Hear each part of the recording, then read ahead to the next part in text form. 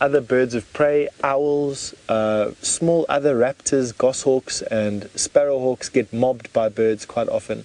So not fighting as such as there's a contest of size and weaponry, so much as just harassment. We've also got another bird here, the hammerkop, which is a type of stork. Is lying here just in the tree here. It's also quite rare to see these birds perched in a branch. And that is a rare shot. So for those of you who are into unusual pictures from Safari Live, definitely take a picture of your hammerkop bird roosting in a tree. It's very few and far between that you'll actually see that. It is lovely though. Right, I think we need to reposition so we can see our lion before the sun goes down. So let me just put the car into a different place so that I can show you some more of what we actually came to spend our afternoon in the blazing sun for. Amidst the cloud of diesel fumes, which is slowly but surely making me infertile, I'm sure.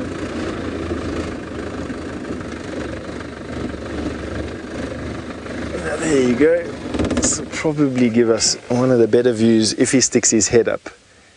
If he doesn't stick his head up, it's going to be a superb demonstration of how similar a lion's fur color is to the grass that they hunt in. And of course there goes down the line of the how invisible a lion would be in this grassland at night time in the dark. Alright, now we'll wait for this lion to wake up. In the meantime, why don't we send you over to Taylor, who's managed to find the object of her investigation today.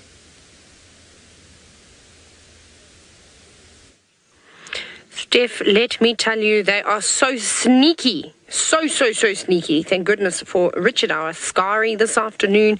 He kindly helped us find them. I think they did a bit of shuffling around and thus revealing at least one of the lionesses. Now we've come down into this little gully system and we've got one of the cubs to find that they ended up catching something. I don't know when they could have done it. It looks like this young cub, it looks like it's chewing the leg of a buffalo calf.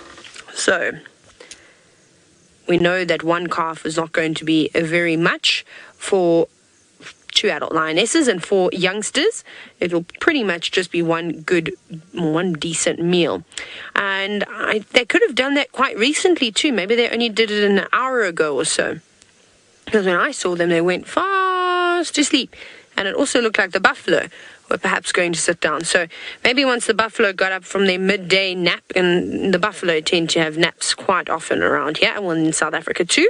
There you go, you can see it was a little buffalo leg. I know it's not a wildebeest because there haven't been any wildebeest around here whatsoever, not even one that's confused and hanging around with a zebra, so it can only mean that it is a buffalo. And so I'm very happy. I'm sad that we missed it though, but again, you know, with lions you never know when they're going to hunt. I think cheetah are a little bit more predictable. It got exceptionally hot, but again, that doesn't mean that they're not going to hunt at all. But very cool. I'm very happy. They were looking a little bit hungry. The lionesses definitely deserved that meal, and I think even more excited than the lionesses are these youngsters. And I can hear them gobbling up just to the left of me. Maybe, I don't think you'll be able to hear the crunching. Is it a bit soft, eh, David? And Darby can't hear it through his headphones, which means you won't be able to hear it. But every now and then I can hear it crunch. And I think that they're obviously squabbling over the carcass, because this youngsters have managed to grab a leg and run away with it. It's not having anything to do with any of its siblings or its mom and aunt. It decided it's quite happy to just stay down here, hidden away amongst all this lovely grass. It's nice and cool here too, sheltered from the wind. So beautiful. So, Kathy, you've said that you went, look at all the little spots. So you've noticed all the spots. Now, I think I can, I can hear some people, but it's not the people that I'm looking for. So spots are very important for animals, for camouflage, especially when you're a young lion. It helps blend in when you're left alone while mom goes out and hunts. So that's just one of the reasons why they have it. And they typically lose it as they get older. However, we've spoken about this quite a few times where I've said that I have seen adult lionesses that are fairly old, where you can see the spots still prominently on their body. So they don't always disappear. But how great is that? And what I will try and do is I will try and venture up onto this little island that the lions have marooned themselves on and try and get a view of the rest of the pride. I just need to figure out how exactly I am going to do that. But for now, we'll just have to wait here, because that will take some serious maneuvering, and I might be a little bit embarrassed that you will watch me do that. But we'll do that in a little while. Isn't this great, though? Now, Sausage Tree Pride, you pesky lions, you've evaded a kill. Well, evaded... What am I even trying to say? I wasn't able to see it happen. When am I going to see the Sausage Tree Pride successfully make a kill? One day. Perhaps they're going to keep me on my toes for the entire stint that I do in the Mara.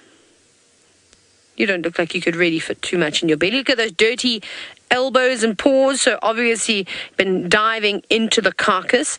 Perhaps it doesn't quite look like blood. That looks like maybe more stomach content that it has got on its body. And they're very messy, these youngsters. And because it was so small, it would have been really fascinating to see them all fight over it.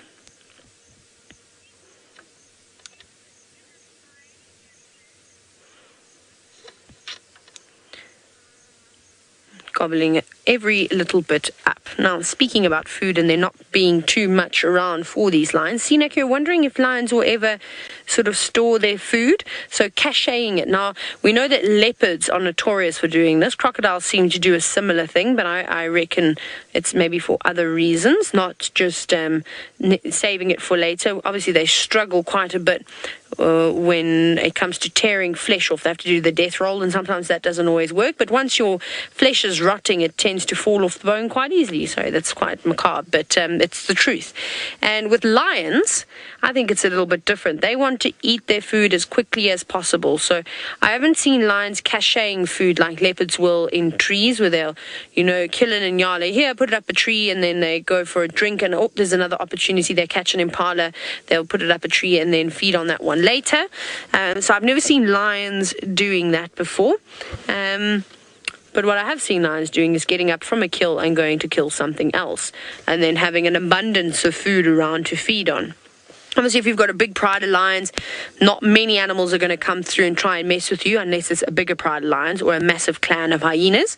Everyone will sort of stay away. But when you're just two lionesses with 4 cubs, I actually don't think you want to have too much food around you, because you really just become sitting ducks then. You'll get the vultures coming through, hanging about. The hyenas will become a pain and also start hanging about. So sometimes it's quite nice to just eat as much as you can and then move on. Sort of like cheetah. I think it's very similar to cheetah. Cheetah, they don't really want to be sitting on a carcass for too long, because the amount of things that will come through and chase them off, and then they miss out on a meal, or potentially, end up getting hurt because they're trying to defend themselves, or they're not paying attention and they are surprised. So if I were a cheetah, or if I was a lioness on my own and not living in a big pride, I'd probably just try and catch small things, just enough for everybody to get a decent meal, to feed on it for a couple of hours or a day, but nothing too massive, because I think trying to ward off other predators in the area could potentially put their lives at risk. Right, seen as though death has now fallen upon us, Steph has found himself a zebra carcass.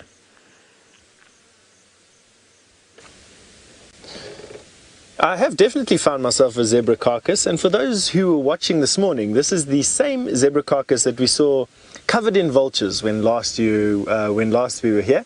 There was a lot of meat at that point, and you can see how effectively the cleanup crew out here is. This is even before hyena have now come up upon this carcass and will splinter the bones with their strong jaws to get to the marrow that is lying in the bones.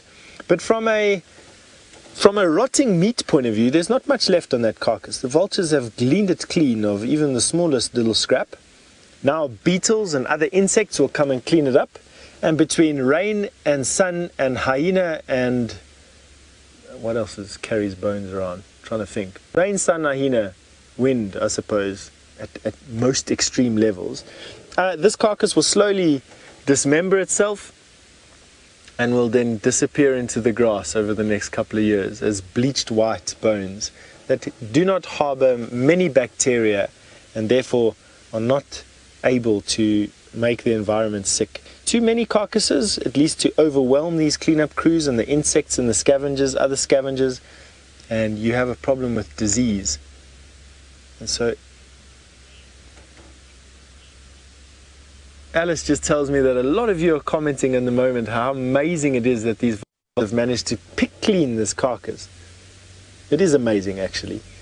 I think the most remarkable thing that I've ever seen vultures do was a rhino died a couple of years ago. I'm talking about 10 or 15 years ago now.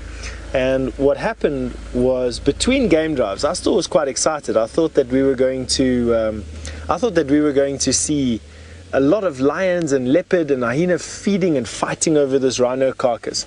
And it was big, 5,000 pound. It was a massive rhino carcass. And vultures picked a rhino carcass clean to a scrap in between game drives. So between 10 o'clock in the morning and 4 o'clock in the afternoon, vultures consumed 5,000 pounds, well, minus the bones. So let's take it down to 3,500 pounds of meat and skin and sinew and intestines and liver and everything else. Did it in 6 hours. Isn't that incredible? And so one little skinny zebra, although the zebra wasn't skinny, it was a full-grown zebra that we saw it last night. It was being reduced to a bony pile. David, you've commented on the fact that you've heard or seen giraffe that have eaten bones, and you want to know if it's true. It's absolutely true, and it's not only just giraffe. Kudu do it, wildebeest do it, all herbivores do it. They do it for potassium and calcium deficiencies, and it's got a name called osteophagy, or the eating of bones. It's just that it's quite comical to watch giraffe do it. A, you can see what they're eating because they're miles up in the sky, and you can see them chewing through bones in their mouth. And B, their mouths do not open very wide, and so to get this bone to their teeth, they quite often pull the most unbelievably weird faces, and will stand and manipulate the bone in their mouths, and will eventually get this bone to a point where they can chew it and grind off with their teeth shavings of bone to give themselves it's a vitamin tablet, basically. So osteophagy. You also get animals that eat the ground and eat different clay deposits. Kaolin clay is common for breaking down toxic compounds in plants that animals eat, and that's called geophagy. What other phagy do you get? I'm trying to think now. There's probably a few more, but right now I can't think of any at all. Here, right where their friend has just managed to die, we've got some zebra coming up. Let me see if I can move the car a little bit so that we can get you a nice shot of them.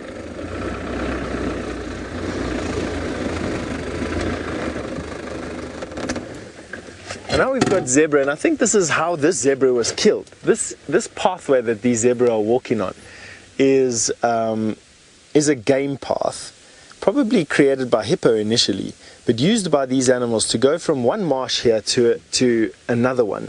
And I think these lions know it, and I think that they sit in these bushes. You saw where this zebra was. I think they sit in these bushes and ambush these animals as they come through this thicket, probably mostly at night time. But it's quite common for lions to hunt during the day, although quite dangerous. The lions are big enough that they build up enough heat in their bodies to actually kill them fairly quickly if they're not careful about how they raise their core body temperature. And sprinting after a fast zebra is, in the middle of the day at least anyway, when you're weighing 500 pounds, is a very quick way of overheating yourself to a point where your body will go into heat shock and not be able to cool itself down anymore, and boom, dead it is. I've never seen a dead lion from heat exhaustion or heat shock, heat stroke, but definitely they take care to keep their core body temperatures down. I love the faces of those zebra. Isn't that just beautiful?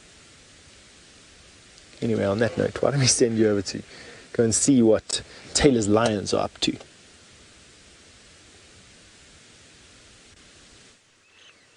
They're sleeping there in the grass. We found one lioness again. And I've just seen the other one, David, while we still have a chance, because I've finally figured out where they are. Richard could see them, but David and I were a bit confused as to where they are. So there we go. There's a tail. Thank you, lions, for being so accommodating. But they're tucked away over there, munching on what's left of the buffalo. There's a whole lot of them. Maybe they're finished. I think they could be finished because there's quite a bit of movement now. And there's water right here. It's actually the perfect island to sit yourself on. I think if I was a lion, I'd probably also hang around here. Maybe we're going to be lucky enough and they're going to come towards us. But look at it. Beautiful lion, lovely green grass. You can still see what's around you, and then all this water. So there's no need to go too far. And there's something that I was wondering about was actually where would a lion go and drink if they just had a meal and they weren't near water. But luckily we've had all this rain, so all these little mud wallows have now filled up quite nicely. Oh, thank you, girl, so obliging. She's now going to clean her paws right in front of us. And you can see there's still quite a bit of blood on her paws. That's why I don't think that they did this too long ago. Maybe an hour and a half, maybe 2 hours ago. Oh, there's a hammerkop coming in. Sure. That was close. Yeah, it's just flown in there. That hammerkop just about landed on the lion's head. I can't believe she didn't pay too much attention to it. So it's just landed there. This is obviously its little pan that it lives at. Oh, very nice. Another bird to add to the list, or add to my list. I think I have it. I was actually working on my bird list. Oh, sorry. Sorry, David. I wasn't bending.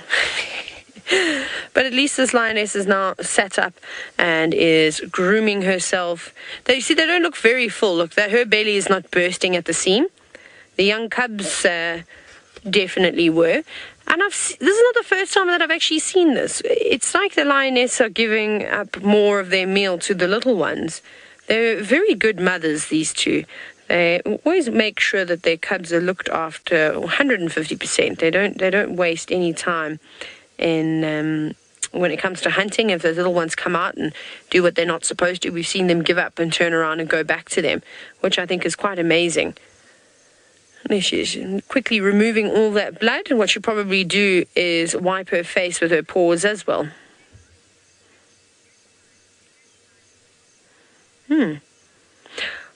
Now she's licking her paws. I wish you could hear the sound. No, we're not close enough. I can a little bit hear it when she licks her paws. That tongue is so rough. You can actually almost see the little papillae, or the little barb. They're almost actually like little barbs that are on their tongue to help groom themselves. Now, Robin, you were wondering if they have any enzymes in their saliva to help with healing wounds. I wouldn't imagine so. I haven't read anything specific. They might do. I think it's just important when you have a wound just to keep it clean constantly and to try and keep the flies out of it. Although myiasis is not too much of a bad thing, so there's many types of myiasis, but the one that we've been fortunate enough to see at the expense of Mfumo, one of the Birmingham boys, is where the myiasis happened to be larvae of probably a botfly or either a screwworm fly, I think, something like that. I can't remember everything now. But one of them, and then they eat the live flesh rather than feasting on dead flesh, or a bit of both. I think she's going to go and have a drink. So as long as they lick it and keep it nice and clean, that's fine. Good girl. Oh my goodness, you're coming right to the car. Look at that. Just keeping an eye on us, but not particularly bothered by us at all. She's showing us a nice way out. Thank you, girl. Where are you off to now? I thought she was going to go and have a drink first, but here we go. Look at her. She's not very full, so they could still hunt again tonight.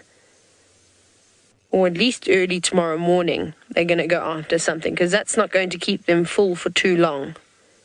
But just the perfect power snack, just to keep them going again, because they did look a little bit disheartened as to not catching anything, but I'm glad that they got something to eat, even though we weren't here. That's a lovely, lovely shot. I don't think she heard me say that. Now, warm one, you're wondering about this lioness's weight. It's hard to say because I don't know how obliging she'd be if I asked her to hop onto a scale. Also, I don't have a scale with me, but I would guess she's not a small lioness. I've noticed most of the lioness here are quite large, very stocky. So I would put her at maybe almost 150 kilograms. somewhere around there, maybe a little bit less than that, although she's pretty big. She's definitely larger than the other lioness, the one that I think is a little bit younger. But they're big girls around here, very, very broad shoulders, stocky front legs, a lot of power that I think would come from these animals. And there she just sits, she's just watching over the rest of the pride. Now, in an ideal world, the rest of the cubs would come running out towards us and then play around, and one would fall in the water, another one would get stuck in the mud, and then there'd be a rescue mission, and we'd be sitting here witnessing this whole thing. In an ideal world, that's probably not going to happen, though. Sometimes I like to live in a fantasy world. But wouldn't that be nice? Even just to have them come out and have a drink. I don't think that the little ones have had a drink just yet. But it's not necessary that lions have a drink after they eat all the time. They do get a lot of the water from the animal itself that they're feeding on. And they have engorged themselves. I mean, look at them. They're not particularly panting heavily like we see the Nkuhumas and the Birminghams do after they have gobbled up a meal. They look fairly relaxed. Maybe a siesta is in order, lioness. Just a quick one, though, just enough to build up some energy to catch another buffalo, because they're still around. There's plenty of food. There's still lots of zebras, still lots of buffalo, and there's a couple of eland that keep coming down from the escarpment. They probably won't go for an elephant, so the elephants are safe, just because there's so much else about. And I also saw some giraffe on their favorite hill, too. And there were some giraffe calves. And we know that they were showing some interest in that at one point too. And that is lovely. Right, let's see if we can try and get a better view now that this lioness has moved up. Perhaps we'll be able to sneak in and see what remains on that carcass. Let's jump back on board with Steph. Talking about views, just have a look at this. Isn't that just the most unbelievable thing, to be honest with you? It is a beautiful golden light afternoon on this green grass with grey and white and blue in the sky, and a slight dusty brownness to the contact zone between the earth and the sky, coming from all the animals just kicking up a dust storm. And then there's just all these animals in these plains, which is making it even better. Just a very pretty afternoon from a scenery point of view, and I just thought that we'd share it with you there. It's lovely, that. Defassa waterbuck, zebra, and any multitude of animal behind them. And eland is lovely.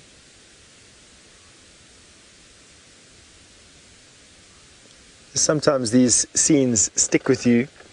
That is the view that is going to be stuck with me. And what is the Mara? That is it.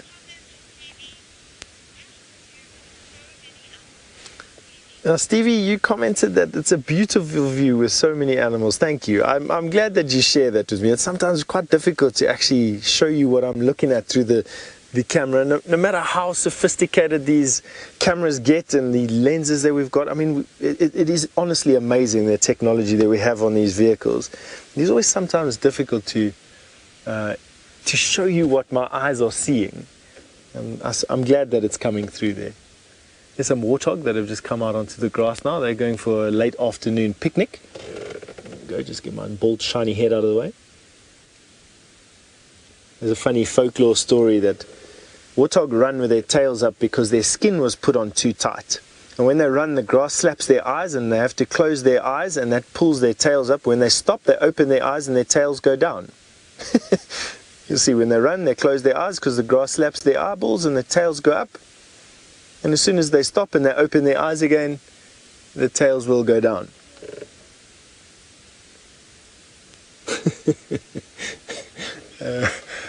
Of course, that's not true for everyone out there. That is a following mechanism for their babies.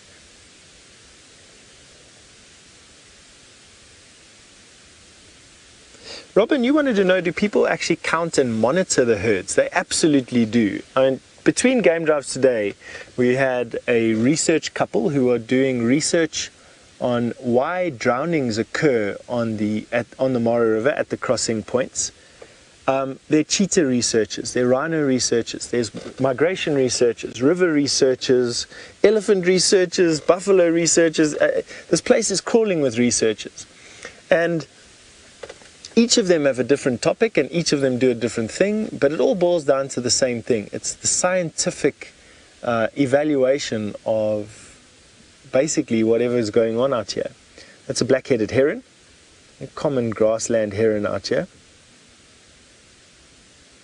And so, yes, I mean, is there a census? Yes. Is it across the entire Serengeti Mara ecosystem? In batches, yes. Is it scientifically available to people? Yes. I don't know through what channels, but they absolutely are. I mean, just today I found out that there's water level monitors on the rivers where live you can go and see the temperature and the height of the river at that particular point at any time in the day. It's a live feed. You can access it. It's just, the amount of information out there is just astounding. It's just meeting all these people. I think scientists are by nature quite introvert people, and quite often you don't know where to find all this information. All right, Taylor's lions have now gotten up and are busy eating, and I think rather than having a look at this vista with me, go and have a look at that. Well, thank you very much, kind sir. There's a lioness, there's the other girl that we couldn't really see, and guess what? I was wrong about what these lions were eating. Can you believe it? I am terribly sorry. I fed you false information. I took a gamble, but there you go. You can see the tusk. It was a warthog that they killed. Now, we're sitting on a couple of sort of... well, I said we were on an island. We really are on an island. We even have a moat around us. It's quite nice. No crocodiles, though, protecting us, but disappointing. Or hippos, you know, like Pablo Escobar. Can we show them the moat, Darby? Actually, just because it's quite cool. How great is this? I would build my house here. If I could build a house, this is where I would build one. It goes all the way down and around this island. It's beautiful. We were lucky to sneak across it. They dropped the drawbridge for us. They didn't. They did not do that. So sorry, everyone. I don't know what's wrong with me today. I'm a little bit silly. But that's pretty cool that they caught this warthog. So I actually think that there must have been, I don't know if it's a male or female, it's sort of hard to tell, but I do see a pair of warts quite close to the tusks, and to me that would mean that it's perhaps a boar, and those quite robust big tusks, so maybe it is a lovely male. Well, he was lovely, and the lions are now eating him. And I'm sure that they think that he's quite lovely and tasty too. And I think he was living around here. There's definitely lots and lots of holes on the sides of termite mounds and in the sides of the embankments. And we know that's where warthogs like to live. So perhaps he got caught off guard. He was walking through here. Or maybe he was just resting here. Maybe he got up late, decided to come out of his burrow, and then whoops, lions got him. But they've eaten most of it. They've already devoured the rump, and they've already moved up towards the shoulders, and then it's really just the neck, and then that's it. So I think that they will be finished this carcass in the next 2 hours. I don't think there will be very much left here besides scraps, and I'm hoping that the lionesses, of course, do go out and catch something again, but it should be quite entertaining. These little ones should play with the bits and pieces of the warthog.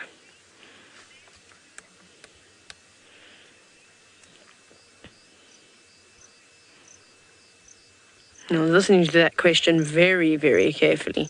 And it's from Philip, and it's asking about an old wives' tale. And that is, I've heard the reason why males don't hunt is because their manes are too big. So no, it's not a wives' tale at all. I don't know why I said that. That's exactly one of the reasons why that inhibits a male lion from hunting. However, in an area like this, the grass is quite tall. There are shrubs darted all over the open areas. There's also some trees. So, and we see male lions on their own all the time. They've got to eat. They're not necessarily with the prides all the time, so they're capable of hunting. I reckon if you were to go into the desert like Namibia, it must become quite difficult for fully grown males to hunt, especially in those sort of arid areas. However, out here, it's not too bad at all. Look at that dirty face.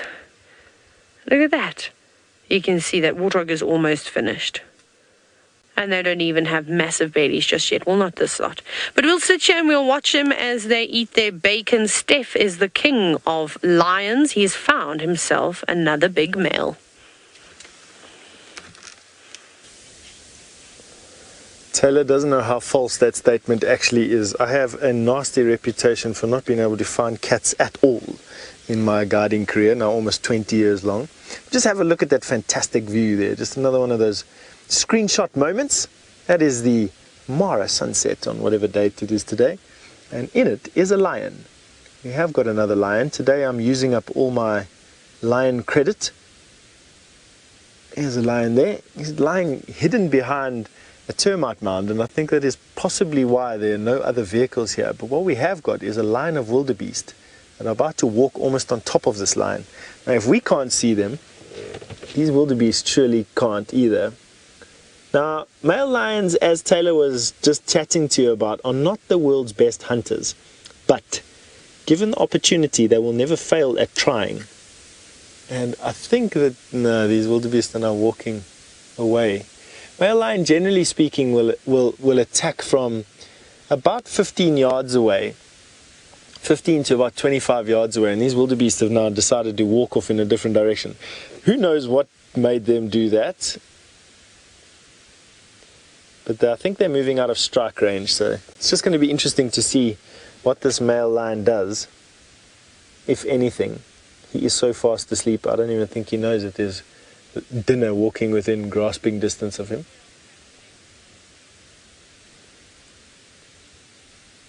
Yeah, he is so unaware of these wildebeest. What will happen is the sound will eventually reach him and he'll get a fright and look up, and the wildebeest will get scared and run away.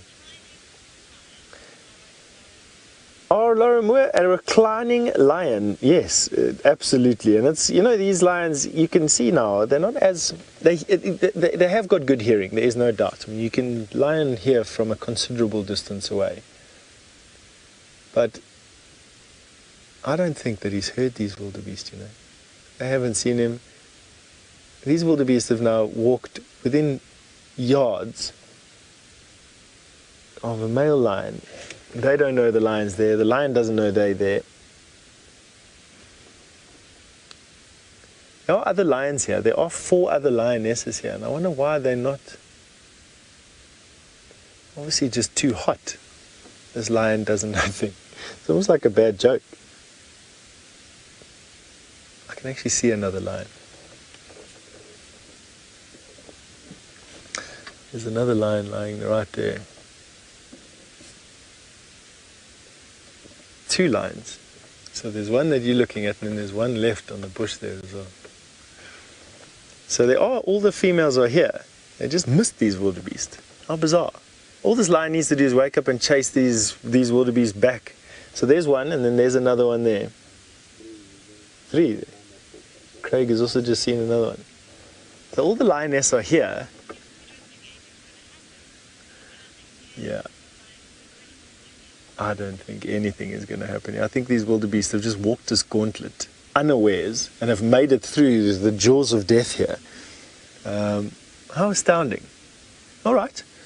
We're going to sit here and see if anything develops. I think these lionesses will take the advantage of anything coming this way, and so it's a good place to sit for a bit. And in the meantime, why don't we go and show you what active lions look like.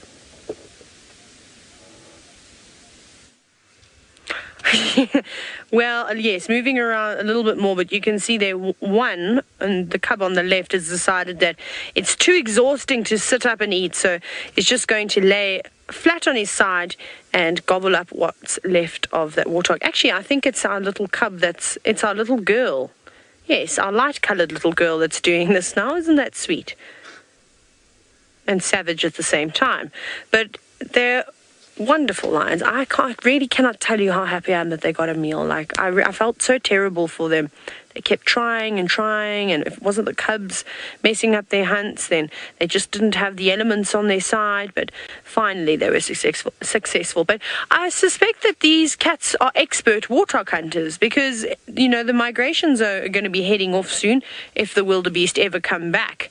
You know, they might just head straight into Tanzania and decide, I don't want to come north anymore. But James did say that he did see big herds of wildebeest as he flew over north of the Conservancy. So maybe they've still got to come back this way. That would be ideal, and pass through the triangle and head back down south towards Tanzania to the Serengeti. So I'm sure that they're well equipped at hunting warthogs, and we talk about this often as to how dangerous it can be. Hey, I'm actually just making some developments here. Look at all the mud that is on that warthog. Can you see? It's hard to see, obviously. You got to look past the one line, but I can just see that it is caked in mud. So maybe it wasn't coming out of its burrow late at all. Perhaps this has happened just, fairly recently, and it was wallowing in the mud. Maybe the lions decided to come down to have a drink because it was hot. They've been trying to chase animals all morning long, and then they saw an opportunity. That's another possibility. Obviously, we can only speculate. We weren't here. We didn't watch it happen. But I think that sounds like a good idea. Oh, very quickly, go across to Steph. Just have a look at how close these wildebeest have walked to this male lion, who still is completely unaware that his dinner is lying feet from him, and he's still hidden by the one. No, still hasn't seen him. Oh, wildebeest are thick.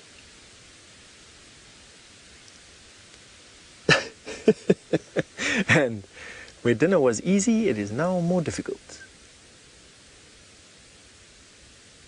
That is amazing. And they walk out of the picture. That male lion has not even stirred. And these wildebeest are not trusting that thicket for good reason, as I think that they get ambushed out of it so often.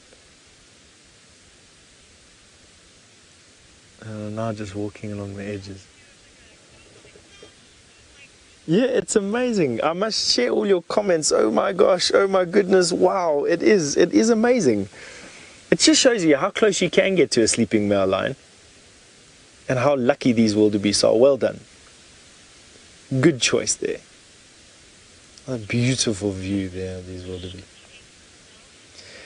Diana, you've asked, surely they can smell him. I think this place is just so full of lion smells that unless the wind is blowing directly into the faces of these wildebeest, they wouldn't be able to smell it. And at some point, these wildebeest will be downwind from this lion, but unfortunately for the wildebeest, fortunately for the wildebeest, the wind has been blowing from them onto the lion, and they haven't been able to smell it. They will eventually get into another position where they'll be downwind, and then they will react, but it's not now. Now the wind is blowing from the lion to me, basically, and missing the wildebeest again. And they're about to exit this story. Leaving this lion dreaming about dinner rather than having dinner. Wasn't that just amazing to see how close they were? Yeah, exactly. He's not proper catnapping, Alice just said. He is having a full-on unconscious doze. Oh well, he mustn't complain that he's hungry then today, hey? Let's see if we can get a bit closer to these females. And let's see what condition they're in at the moment. Also want to know why they didn't decide to react to these wildebeest passing by within a cat's whisker.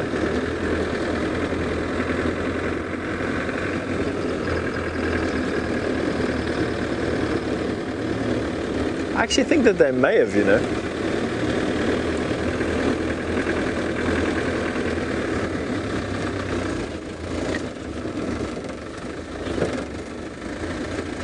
There you go. And have a look at those females. They're definitely up. That's an alert lioness. That's a lioness that's decided that that was a wasted opportunity.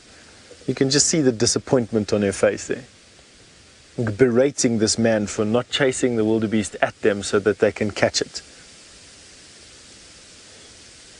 Not pleased. The one on the right hand side is absolutely not pleased. You can see that face there, mouth open, twitching tail, flies plaguing them as their army. He is beautiful though. I find that the lions here have got quite thick muzzles. They don't have hairy chins like the ones that in the Sabi Sands do, or at least the Nkuhumas have got very sort of, I've got these very hairy chins. These ones don't. But talking about chinny chin chins, Taylor's lions have got some bloody chins at the moment, and that actually makes for quite a nice view as well.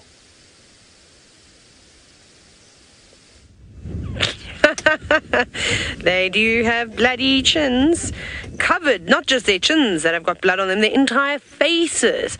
And I absolutely love it when young lions get stuck into a meal, because we know, Archer, that nature has no manners. Well, they don't know any different.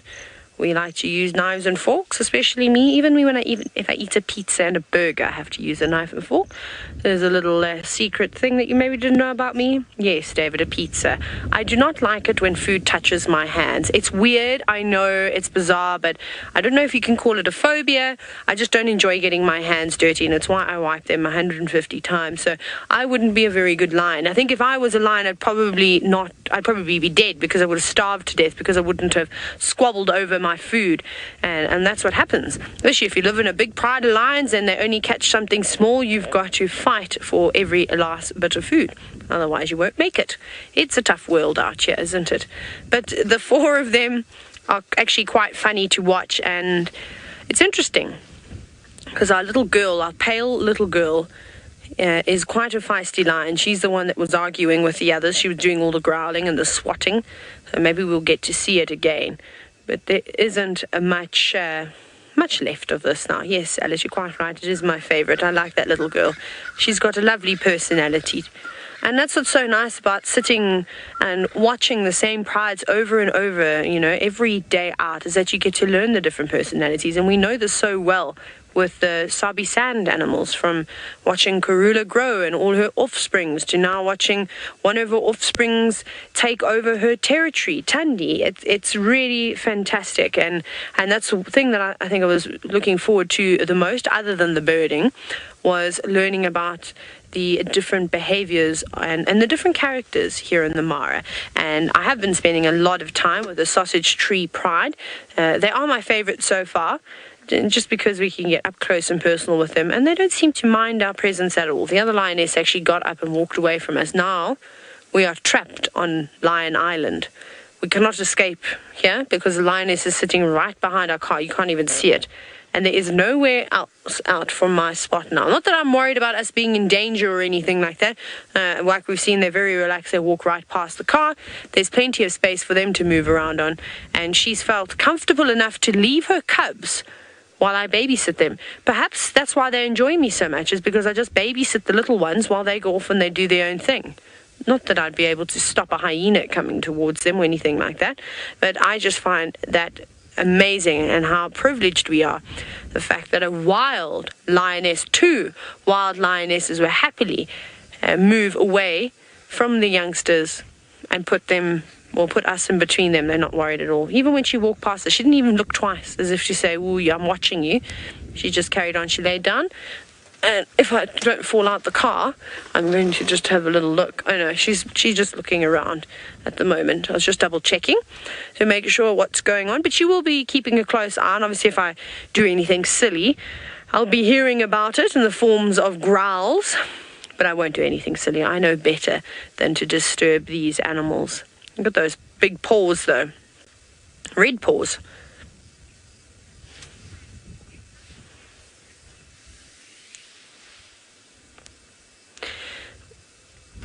Sorry, Alice, can you please just repeat that again? I missed the beginning part, and then I'm worried that I don't have the question correct.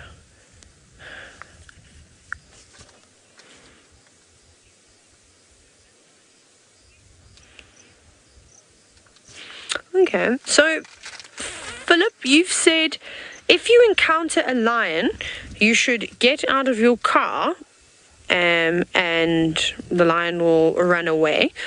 I suppose, yes, if you were in a desperate situation, though I don't know if I would even suggest something like that, although I have actually done that before, and I'll tell you my story why I've had to get out the car before and chase lions away. But, you know, when you're in the car, you can drive faster than a lion. This machine is your safety, the vehicle, and it's why we are so lucky, and and the animals habituate to it so quickly. But to us as humans, it's a different story. So yes, you will give a lion a fright. If I had to get out now, those cubs would race. If I had to get out and approach those lionesses, they'd probably run away, and then they might come back at me again. So I wouldn't recommend getting out of your car.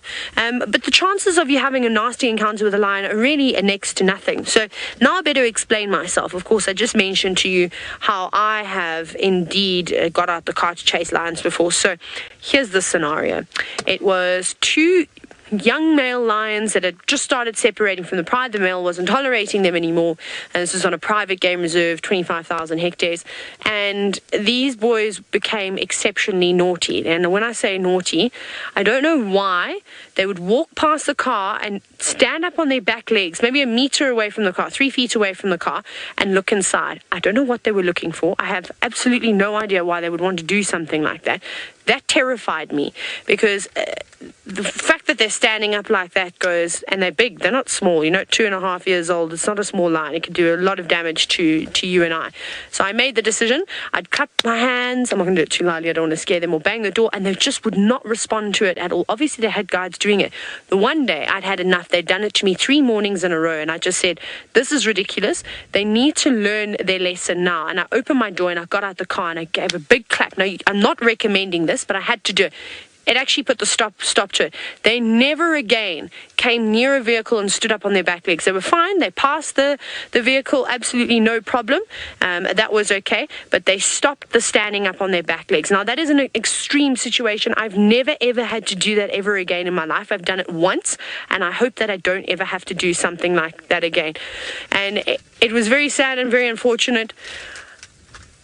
Like I said, I don't know why they were doing something like that, but it was important that they knew that I didn't want an accident to happen before it was too late. And I was really lucky that actually worked. So I'm not recommending it.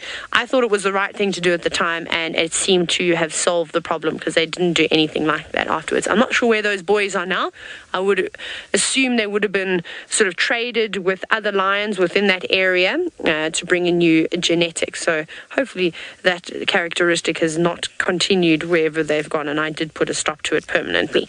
Right, or they were just petrified of me. So it seems as though Steph's lions are now slowly starting to put their heads up. So let's go and have a look how beautiful their manes are.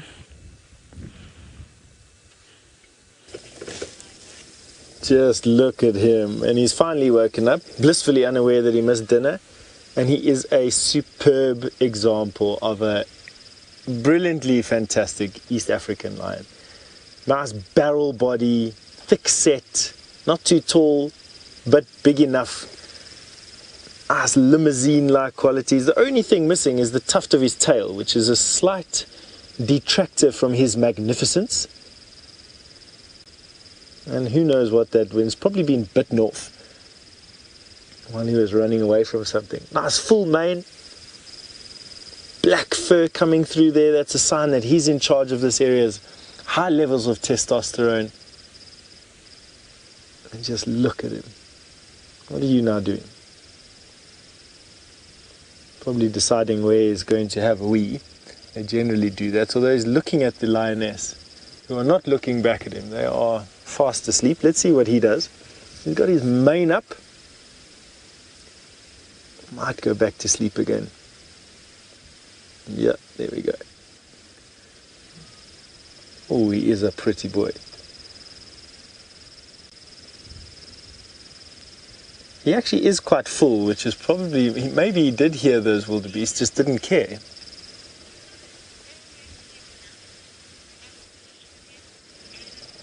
Aileen girl, you want to know, do lions always take a nap when they finished a meal? No, not always. It depends on the size of the meal. A really big meal, they will. Lions have this habit of trying to bolt down as much food as they possibly can, and that's because it might get stolen at any point. It's not like you or I can take our time with dinner. Lions really have to wolf down as much as they can, just in case something else or someone else comes and takes it from them. So quite often they eat way more than what their bodies can actually, I suppose, no, this isn't what I want to say. Their bodies can handle it, but it's a vast quantity of meat, 25% of their body weight. Now, you know, after a huge meal, how you want to just go and lie down and rub your tummy and roll around a little bit and let it all move through. That's exactly what lion need to do, is they do almost exactly the same thing. And so after a big meal, they do have a tendency to lie down, I think. But it needs to be a really big meal, not just a little morsel. Now the wind has started to pick up, which is not uncommon for the evenings, but it's going to make for some lovely shots of the wind going through his mane, ruffling his fur. You can see how it's blowing his fur back now, bringing him smells from far and wide. I would love to be able to put on a helmet and basically smell what they're smelling. And Lorena, you've just commented on how majestic he looks, and I must agree with you, he does look majestic. The epitome of a male lion. A big ruff of fur around their neck, protects from bites, it protects from claw and tooth, but it also shows from a distance, especially in profile, how mature and how vital and how spectacular he is. And that is, as a display, male lions are so super powerful that if they had to fight every time they wanted to show who was bigger or who was smaller to a different male, there wouldn't be any male lions left. And so they do a lot of posturing. They roar, they mark territory using facial glands and urine spurting as high up as they possibly can, even scratch trees as high up as they can, and then if needs be, they'll sit in posture, they'll walk towards each other with their manes bristling and their muscles bulged out, and only as a last resort will they really go down to fighting, at least males that are the same size as one another.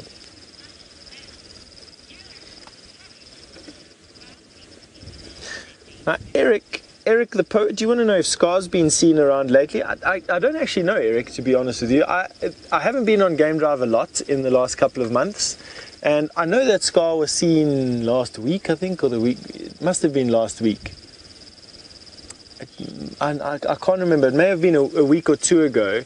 I haven't heard or seen of him yet, but I'm not out as often as what the other guides are, and I don't have my finger on the pulse of these lions and their movement. So I don't actually know the answer to your question there, Eric. I'm sorry, I wish I could give you a little bit more information.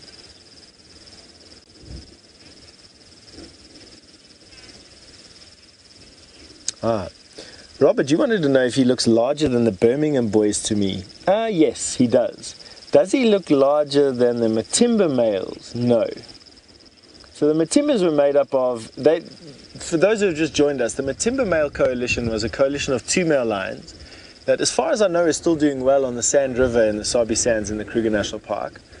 And we're made up of a relatively blonde male and a big black-maned, hairy-bellied male. And they were magnificent males. Is this lion bigger than that? I think he's longer in body than both of them, but he's not as stocky as the blonde male was. And he doesn't have as magnificent a mane as the hairy-bellied male was or is. He's a pretty big male lion. I must say, I wouldn't like to get into a scrap with him, but what I really do like about him is his long barreled body. I like males with that feature. Alright, I'm going to be putting on my jacket. The temperature is dropping by degrees every 5 minutes, it feels like, over here, and while I'm doing that, why don't you go and have a look at what Taylor's up to? We're still sitting here. We're not trapped on Lion Island anymore. The lioness quite happily came back this way. And she was actually laying right next to the car on the left-hand side. She was eyeing David out. No, I'm joking. She wasn't eyeing anybody out. She was, she's being attacked by flies, or I don't know if they're bees. I don't know what they are, but I can hear a substantial amount of buzzing. And she kept jumping up and looking sort of underneath her legs. So I don't know if something zapped her maybe while she was sitting about, but very happy to move around. She's back with her little ones again. But she is a very pretty lioness. And the youngsters are still gobbling about, and I suspect they're just going to keep gobbling until there isn't much left. And I think it's a good idea, because if those lionesses decide to come back in, well, size matters out in the bush. We know how important it is. She might just come in and sort of boss them all and bowl them all out and start devouring on what's left. Just trying to look around, actually, while we're sitting here. The buffalo's still nearby. I'm just scanning behind me. There's still a couple of zebra here and there. So there's definitely opportunities for tonight for them to catch something, and they don't look too exhausted. Maybe it was a tactic by the lionesses. They knew if they could feed these little ones with just a snack, they'd have full bellies, they'd probably go to sleep, then they could go off and hunt something a little bit bigger. That would be the idea anyway. Well, that's how I would sort of handle it. I'm just starting to hear also the little birds doing their last little calls. The sun's basically gone down. Now, Paula, you're wondering if there are any albino lions? Well, I haven't, no, not white lions and things out here. I haven't seen any. What was that? Sorry, I'm hearing noises, but it's nothing. Sorry, I'm always just very, I try to be as attentive as I can when I'm out in the bush. I get distracted by all sorts of sounds, but it's sort of a good thing because it means that I hear things. So, Paula, no, I haven't heard anything out here. But you know what I was reading about today, by the way? I stumbled across an article about the white giraffe, the giraffe with leucism in what was that area called now? I've completely forgotten what that area is called. Started with an H, if I'm not mistaken. Anyway, the female and her youngster, which I thought was so amazing. Now, I'm going on holiday soon-ish, well, at the beginning of October, and I'm thinking about where I should go, and I thought I maybe must explore Kenya while I'm here. So I want to see if I can't maybe try and get to that area to go and have a look around there, because I think it could be quite cool to see something like that, perhaps something once in a lifetime. And I remember we were talking about sort of white animals maybe a few weeks back or so, and someone had asked me if we get the albino giraffes, and well, it's not albinism, it's leucism in their case. So just a genetic mutation. Sure, the wind is howling. I don't know where it came from. Well, I suppose I don't know why I'm surprised every time it's windy here. This is typical, especially as night falls. Winds coming down the escarpment into the open areas. I thought that we would have been relatively sheltered here, so perhaps this is not a good spot to build a house. Hey, David, maybe we're going to... I love how I'm talking about we. I was going to build a big enough house so everybody could live in it. So maybe I'm going to change my spot. It's actually not very pleasant here whatsoever. Oh, our other lioness is now moving around. She's gone down there. Where are you going? She's got a good spot in there, though. She's in a bit of a lugger, a drainage line. Moving on. Not hanging around here for too much longer. Maybe we can follow her. Should we do that? I think so. Before we get trapped again, let's try and get out of here. Thank you, lions. No, I need to try not reverse into a hole or get stuck in the mud wallow. That would be terribly embarrassing. David, how am I on your side? Am I fine? I'm just going to go straight back, and then I think we should be okay. Can I go left and down? Wonderful. Perfect. Look at that. We didn't get trapped. That was surprising. I thought that was going to be a lot more difficult than it actually was. But it turned out to be not so bad. Right, up we go. This is not too bad of an incline. It's just a little one. Sorry, girl. We're going to follow you now. I want to see where you're going to go. Okay. Ooh. Some unhappy birds. Must have a nest on the ground somewhere, so I'll move out of their way. And then I'll stop just here.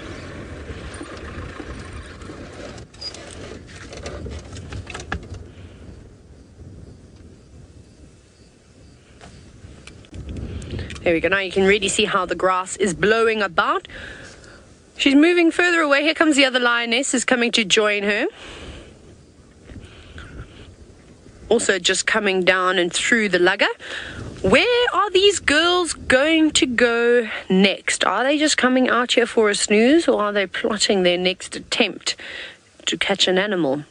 We'll have to just wait and find out, won't we? Well, to be continued. We're going to stay here. We'll see what these girls get up to. Steph has got a mane blowing in the wind. I'm not sure if he's talking about his or the lion.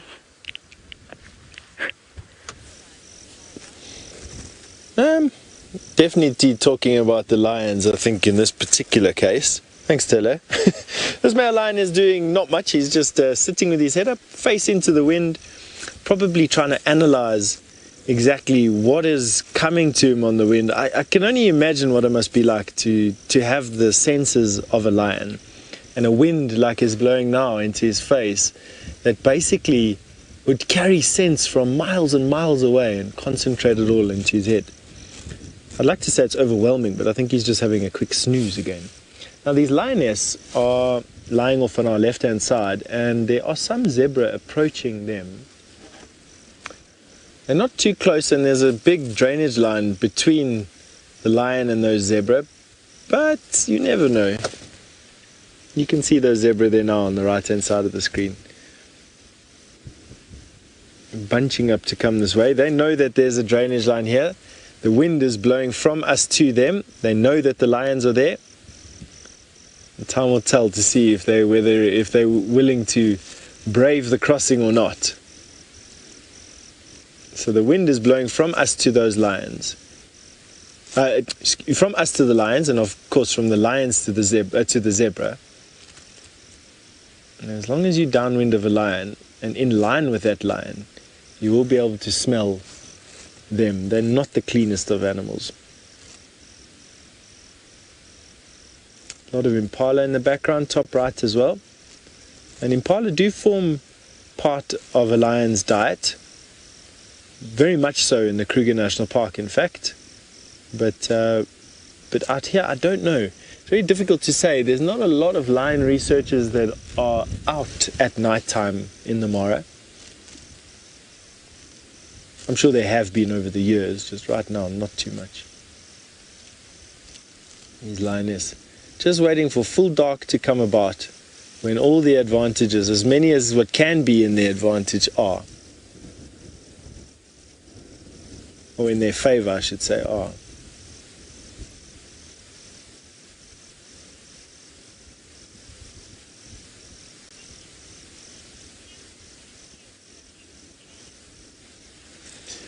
Paula, you've asked what would be my perfect drive. That's a very interesting question, Paula. It's not going to be a drive, Paula. It's going to be a walk if I can ask for the condition to be changed from a drive to a walk. Where would I like to walk? Here in the Mara, I'd love to walk and stroll in the forests, in these old wood forests, the forest you're looking at right now. I would love to stroll and walk on the banks of the rivers of these old wood forests. And so that would be my ideal walk, would be inside here. I think it would be super exciting and very pretty. And I think the fact that this forest is so rare, I think there'd be a timelessness inside there and a peacefulness that you'd feel, as well as being quite scary, I think. But to answer your question, I think, so, what would be my perfect game drive to see? That's actually quite a difficult question. I'm very in for scenery, and I suppose unfolding action is also pretty exciting. I mean, seeing a lion hunt is always exciting, or cheetah, or wild dog, or leopard.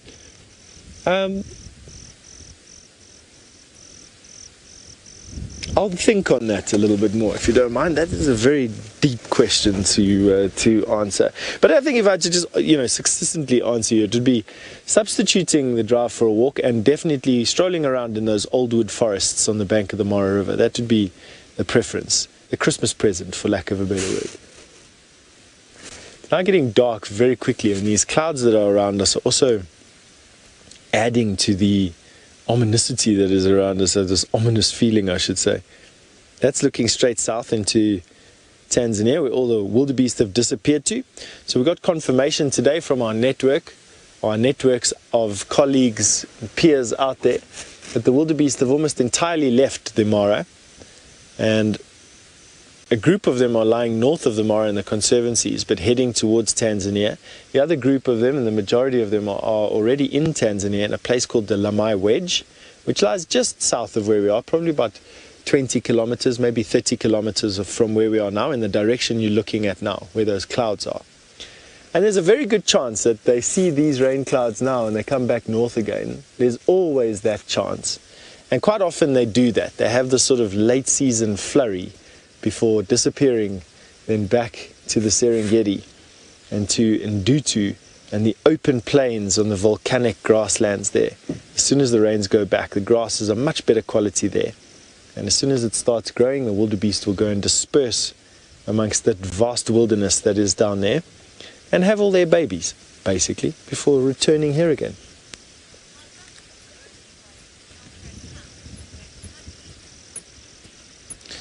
Alice, would you mind just repeating the first part of Mr. P's question there? I just missed it.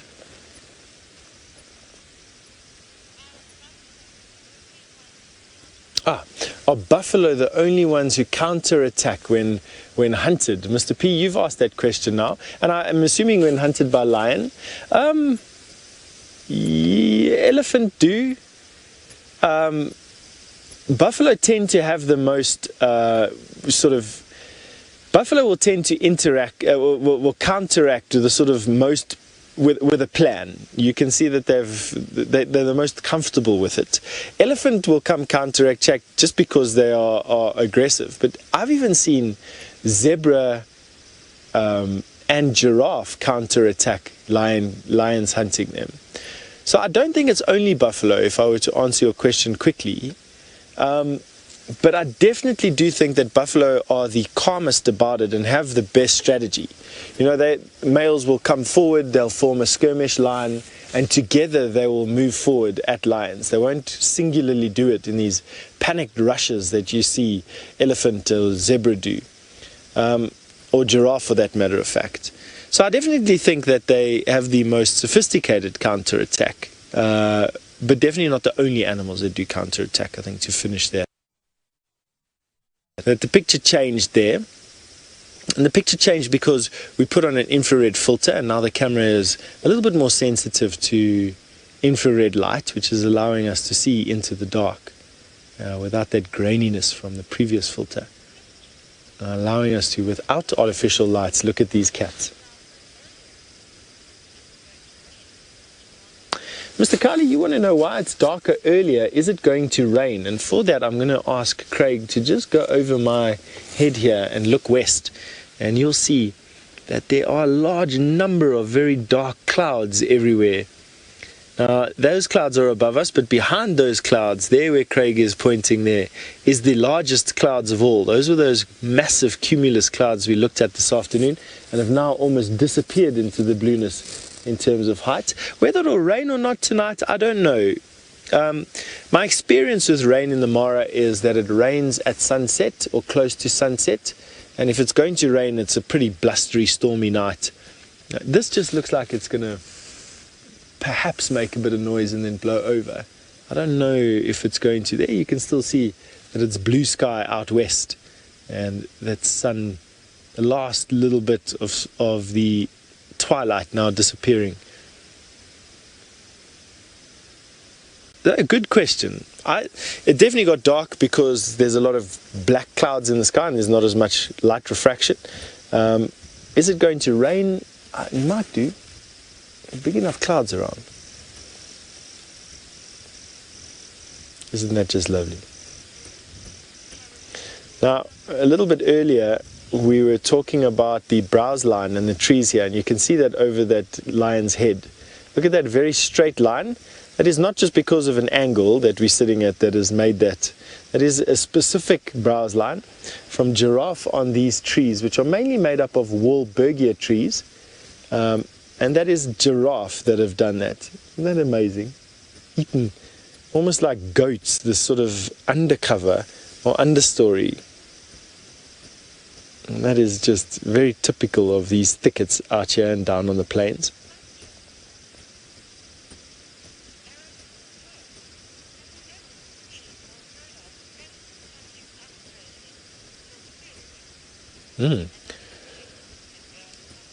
Eric, the poet, has just asked me a question on whether I've ever seen predators hunt predators for food and not for competition.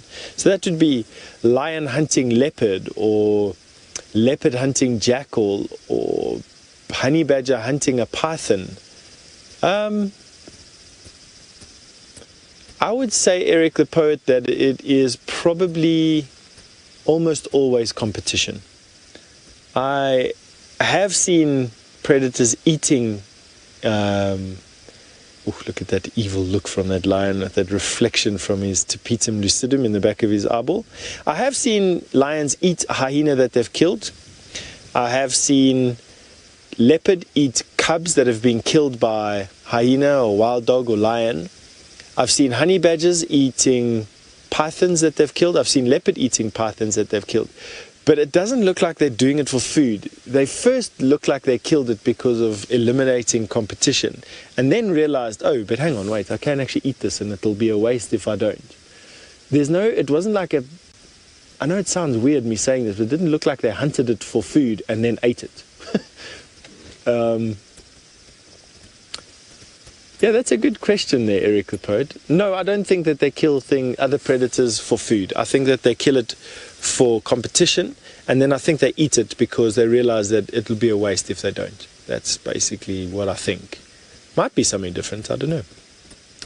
Now that reflection that you're seeing in that lion's eyes is from a layer of light reflective crystals, so super refractive crystals in a membrane on the back of the lion's actual eye socket, and that layer of light reflective crystals is called the tapetum lucidum.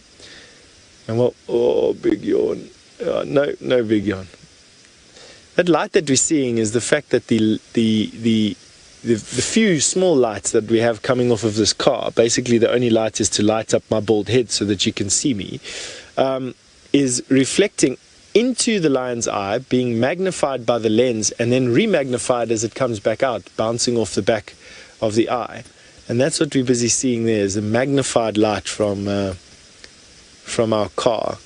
And we are 50 yards away from that lion. Oh, that's a bigger yawn. Come on, man, put some effort into it. But isn't that just a spooky look?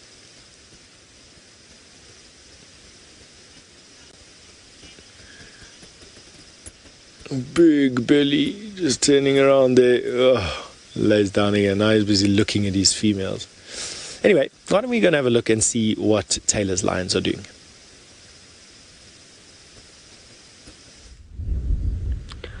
We are looking at the most beautiful skyline, though, and that is the last of the light.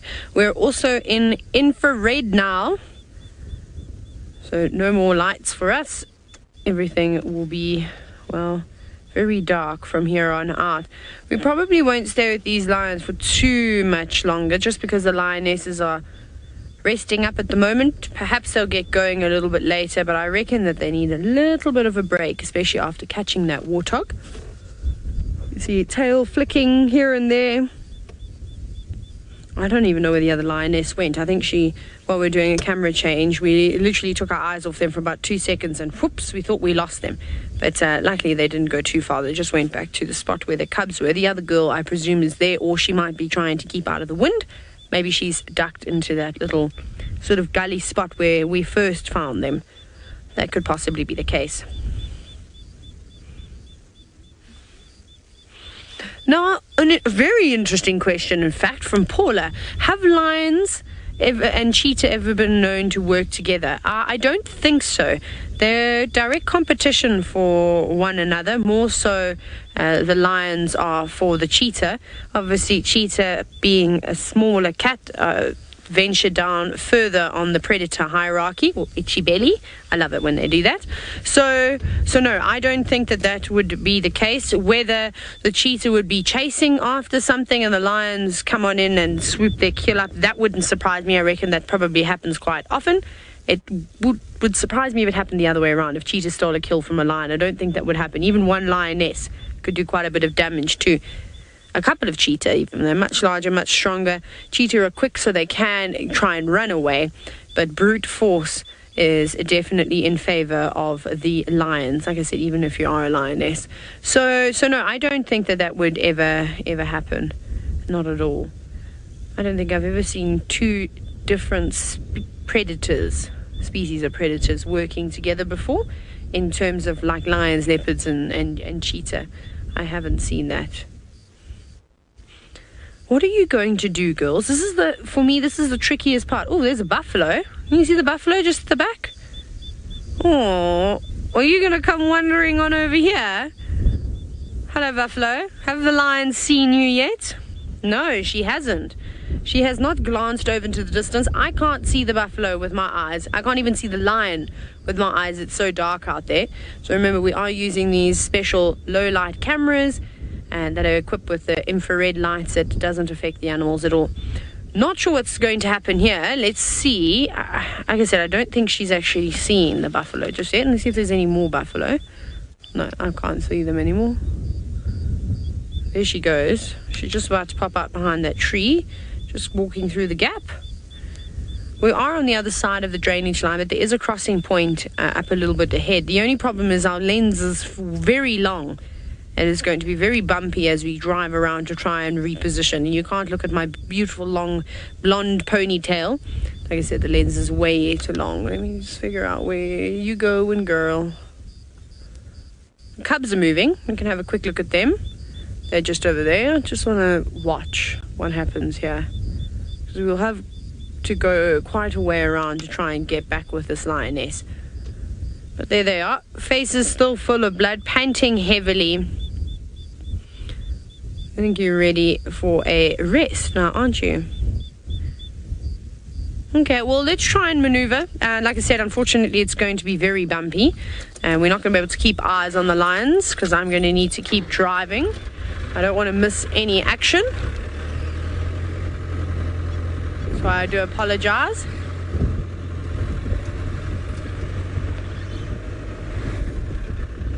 There's the other lioness. She goes.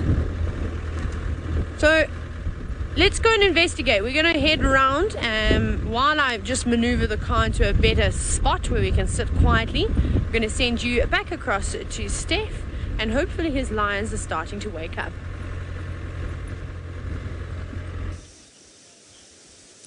Just saw the end of the yawn if you're lucky enough there. And these lions are starting to wake up at the moment. We've actually got some zebra approaching. That's what he's busy looking at. We didn't know why he turned around. But we've got some zebra and some impala busy approaching from right there, just to the left-hand side. And what I'll try and do is put my spotlight on quickly so that you can see those little eyes. So there's the zebra and the impala there.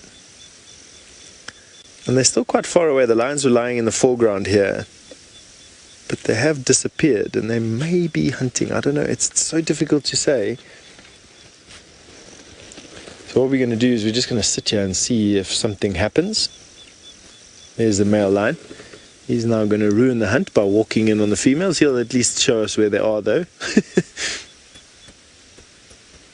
Very typical scrape mark. Now when you're tracking a lion, quite often that's what you see, is the foot scrape marks where they scrape away the grass and then they urinate on the sand.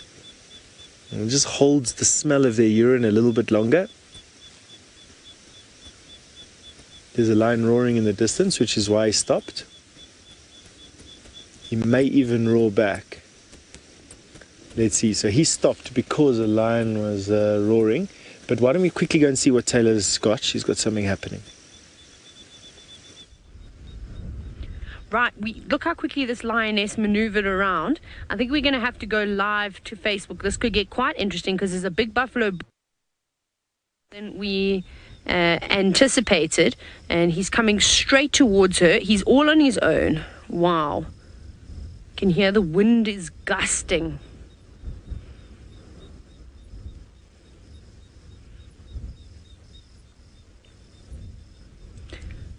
Hello everybody and welcome to this live broadcast from the heart of the Mara Triangle in Kenya. We are about to watch something fantastic. That is a lioness curled up in the grass. That is one of the most dangerous animals in Africa coming straight towards her. Now we're sitting in complete darkness. We're sitting with infrared lights. These animals can't see the light. I can't see what's going on around me besides on my monitor. Like I said, this is live. It's happening right now. So if you have any questions for me, you are more than welcome to comment away. This is a big animal for one lioness to potentially take on by herself. I don't think that this buffalo knows she's there. She's just stood up. Listen to the buffalo. He might chase her. He's not standing up for her nonsense. Look at that. He grunted and snarled at her. Yes, you got to be careful, girl. This buffalo could kill this lion, and she's got young cubs. She's running past us. We have to be very careful that he doesn't run at the car. He's still not growling. It sounds like he's growling. I promise that's not the lion. That's the buffalo. Now, Rishi, you wondering if there's a hunt about to happen? No, I don't think so anymore. The tables have turned here. You see where the buffalo is going. The lioness wanted to go after this buffalo. She's now calling back for support for the other lioness. This is the sausage tree pride that we have here. So we just got the 2 girls with their 4 cubs. She's actually saying, come help, I presume. And Patsy, you're wondering if a lioness could take on a lone buffalo. They could, but it'd be a hard match. A big male lion has a better chance, and I've seen male lions on their own taking down big buffalo bulls on a number of different occasions. I think she made a wise choice there, not going for that buffalo. He is much larger than her. He probably weighs about between 800 and 850 kilograms, not a small buffalo. And if she weighs 150 kilograms, she's a big lioness. So that's a big, big meal. But I think... Oh, hang on. Let me reverse, David. The other lioness is behind us. I don't think the girl in front knows what's happened. I apologize. The camera's going to shake just a little bit. We're just moving. We have got a massive lens on. It's special low-light nighttime lens that allows us to view these animals. But I need to do a little bit of repositioning. I'm trying to figure out where that buffalo bull's gone. If they're going to tail after him. They have eaten a warthog. They caught a warthog earlier today. There's the other girl I was telling you about. But not a massive meal. It really is just a snack for them. Let's see. The cubs have also come out now. They better stay hidden. It could be very dangerous for them. If that buffalo gets wind... Sorry, David. There we go. That buffalo gets wind that those cubs are around. They could quite easily, or he could quite easily go over there and trample them. Buffalo kill many lions every single year. Ingrid, you said that the buffalo kill lion cubs too. They're most certain. Is this one of the youngsters?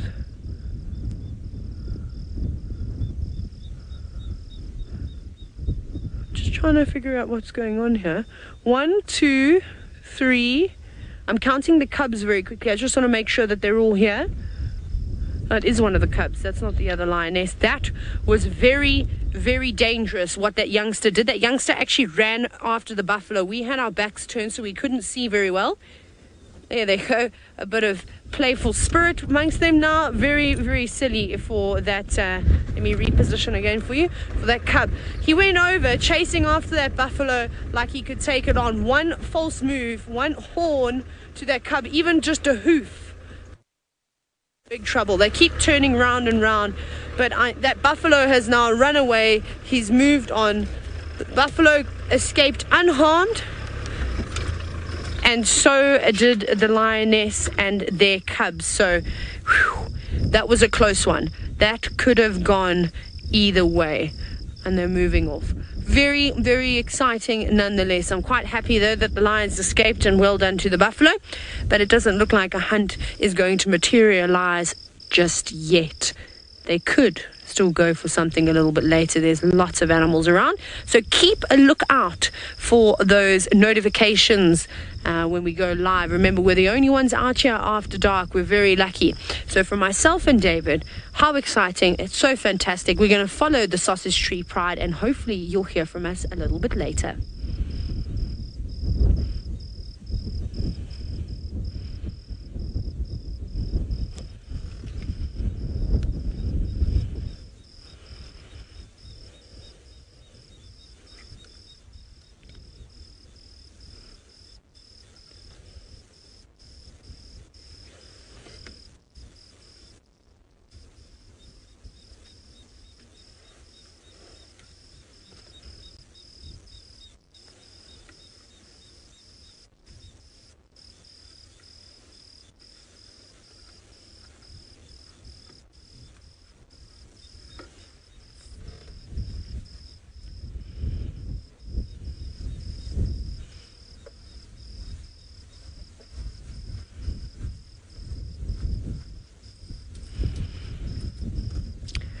Hello, everybody. Thank you for joining us for that. Wasn't that exciting?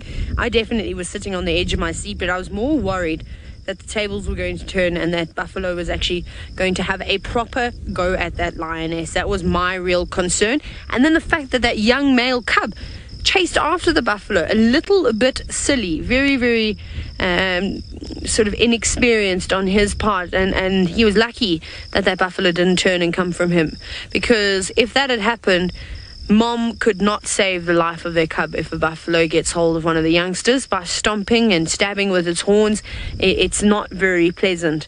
So I'm glad that that buffalo decided to run for his life after standing up to a lioness. But it just shows you, though, how tough and mean the buffalo are out here, and they are not to be messed with. And I keep saying this. I keep saying that the lions of the Mara, they're nervous of buffalo. They know what they can do.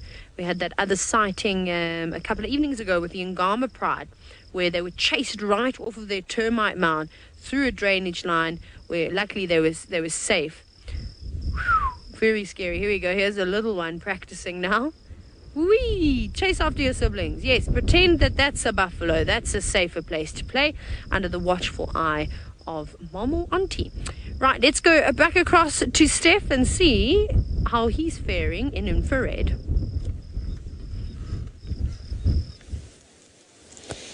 Hello everyone and welcome back to this line. I just heard that it was so exciting seeing those buffalo just narrowly escaping from those lions. Isn't that cool? We've been chatting about it the whole day and you get to see it in action tonight. Really special. This male lion hasn't done much. He's cocking his ear towards us because I decided to, I was speaking a bit loud probably. I got a bit excited there. And you can see that his ears are now pointed back towards us, listening carefully as to what we do.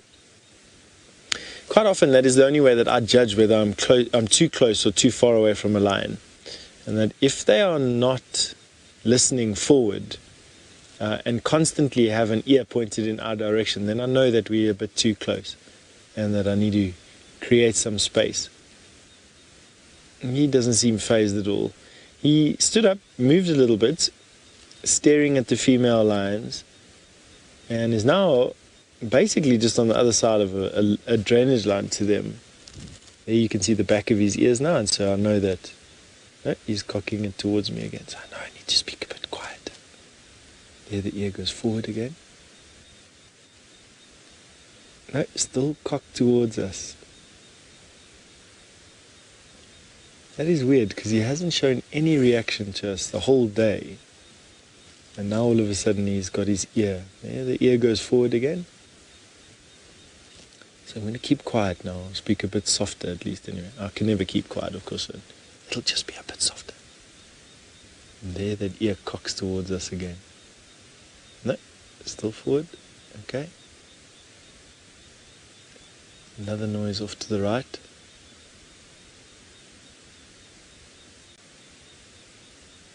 Now there's so many animals walking around here at the moment. Could be anything.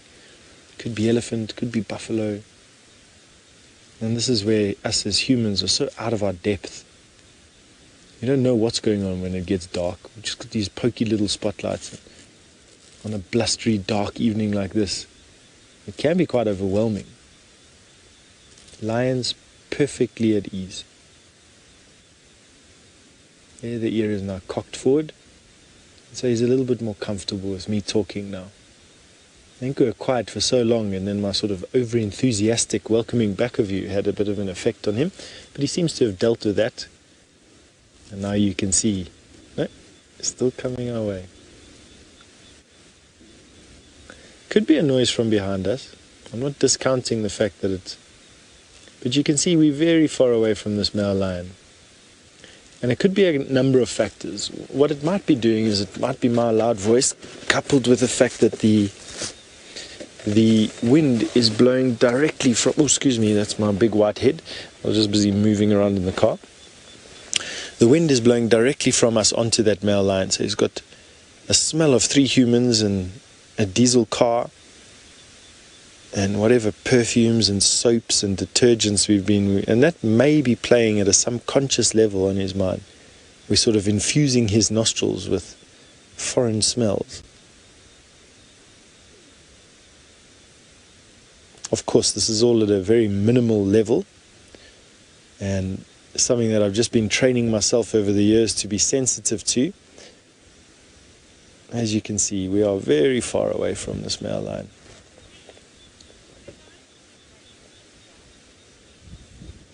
Louise, do lions sleep better in the dark, you ask? Do lions see better in the dark? I would probably add on to your question, better than a elephant, or better than a giraffe, or better than a human.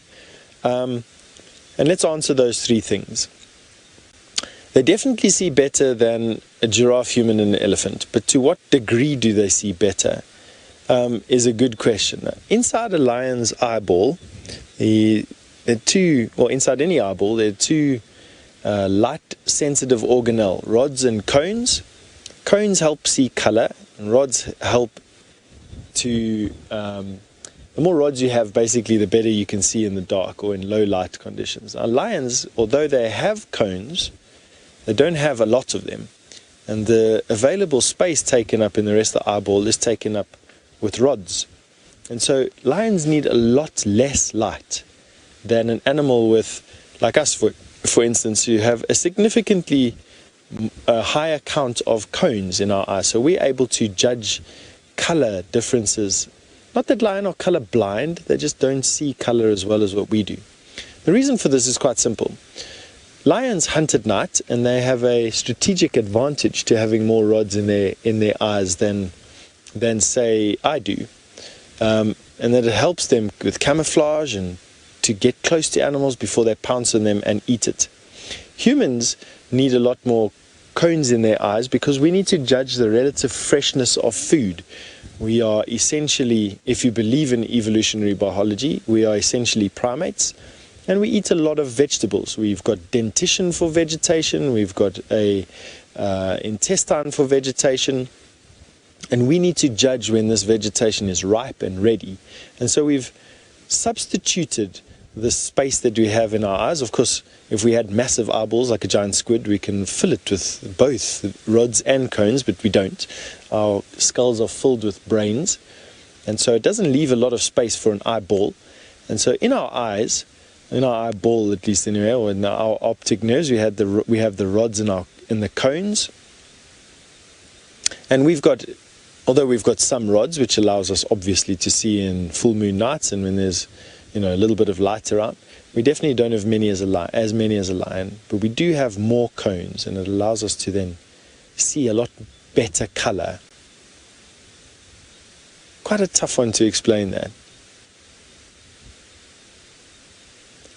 I hope I did an adequate job. Now, on the base of the tail, we're having a look at the undercoat of the lion. So we're able to, at this angle, see the undercoat of the lion there, which is that dark ridge along the spine. Now, although lions do have a darkish ridge along their spine, their undercoat is quite dark. And you can see it on the legs, basically on the back legs. As soon as the top fur starts to thin out, that undercoat becomes more visible, and you can see it as those stripes on the back legs there. And if you rub a lion's fur the wrong way, apart from being surprised at how super dense and thick it is, you will then get to those darkish hairs as the undercoat, underneath those blonde, grass-colored fur that they have lining their flanks. How flat these lions go as well. I mean, that's an enormous animal. You saw when he was walking a little bit earlier how big he actually is. He's easily upwards of about 400 pounds, maybe even more than that. And he's lying about as flat as the grass. The grass's bases. He's lying around. It's amazing. Right, we're going to be sending you over to Taylor, who's got an update on her lions for you. We don't have lions anymore. I'm having a light crisis as we speak. not a midlife crisis, just a light crisis. My lights won't work anymore, my headlights. But should we have a look at Mara, at Angama Mara? I can show you Angama Mara. It's because our lens is so long and we don't really have anything to show you, unfortunately. The roof. Can you see those? There the lights are.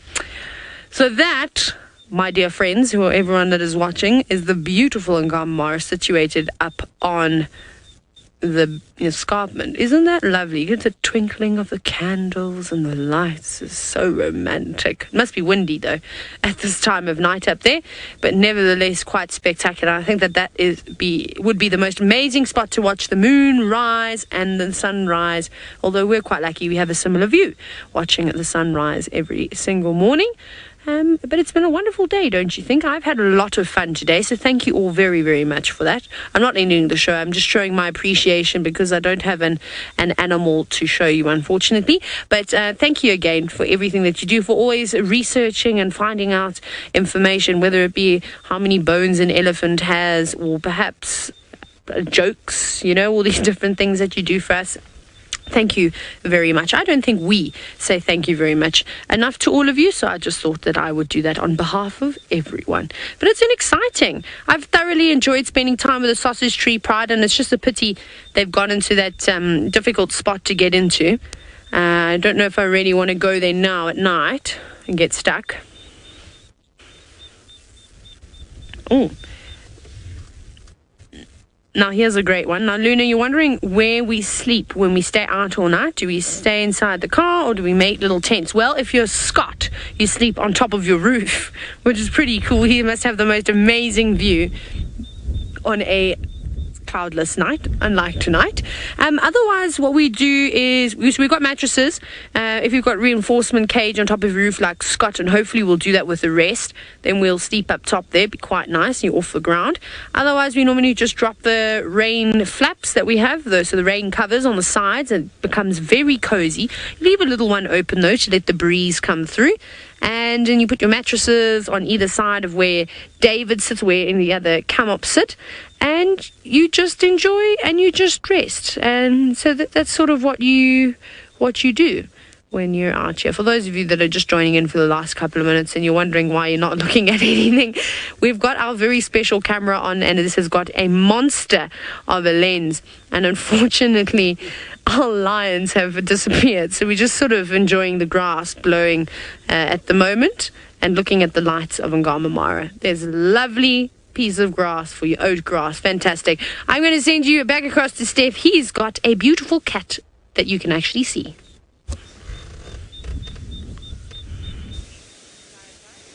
What an absolute pity that your lions have managed to give you the slip. That's unfortunate. Our lion has not done anything. It is unconscious, not unfortunate at the moment. And what is happening though above us is the clouds are not moving, but it is clearing up a little bit. I actually even think that we may be able to see the Southern Cross, if I'm not mistaken. Is it really?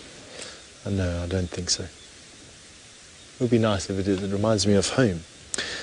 I think this is going to be it for our lions for tonight, to be honest, and it's coming to the end of the show now as well. I don't think this lion is going to be doing anything special. With his full belly and his full females, his brother not lying too far away, hopefully not being plagued by flies anymore. It's been a fantastic afternoon with you, I must be honest. Thank you so much for all your support and your questions as always. And I just want to say thank you to my crew here. They're just a fantastic bunch of people on both sides, both here at Djuma and here in the Mara with us. They really work hard to do all these special things for you. So thank you to them. Thank you to you, of course, for your support. If it wasn't for your questions and all the fantastic interactivity that we have with you, we wouldn't have a show like we have today, and I wouldn't be sitting here doing what I love best, being out in the bush with everything here. So thank you very much to all of you. I just want to say good night wherever you are in the world, and we will see you tomorrow for the Sunrise Safari.